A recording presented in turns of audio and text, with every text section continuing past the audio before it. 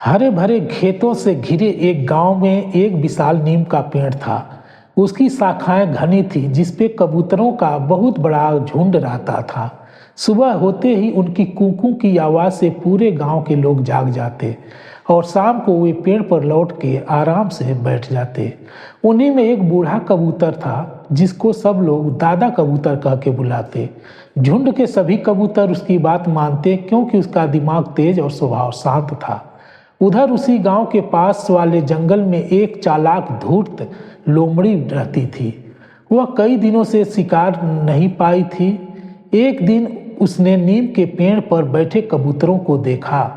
उसकी आंखों में लालच आ गई। लोमड़ी ने सोचा, अगर मैं इन कबूतरों को पकड़ लूं तो कई दिनों तक मुझे भूख नहीं लगेगी। उसने तुरंत एक योजना बनाई।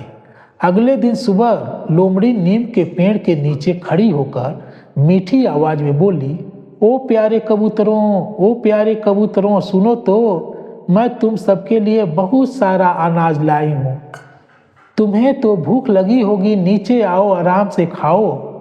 कुछ कबूतर यह सुनकर उत्साहित हो गए। एक बोला, अरे वाह, क्या दयालु लग रही है। दूसरा बोला, चलो नीचे चलते हैं, मुफ्त का खाना खाते हैं। लेकिन तभी दादा कबूतर ने उन्हें रोका। उनका ध्यान लोमड़ी की आंखों की चमक पर पड़ी। उसकी आंखों में चमक दया की नहीं थी, लालच की थी। दादा कबूतर शांत स्वर में बोला, सावधान, यह सब मीठी बातें तुम्हें फंसाने के लिए है। लोमड़ी कभी किसी को खाना देने नहीं आती, वह खाने आती है। छोटे कबूतर डर गए और कहे, तो हम क्या करें दादाजी? दादा कबूतर मुस्कुराया और बोला, हमारी ताकत एकता में है। अगर हम मिलकर सोचें तो कोई न कोई हमें हल निकल सकता है।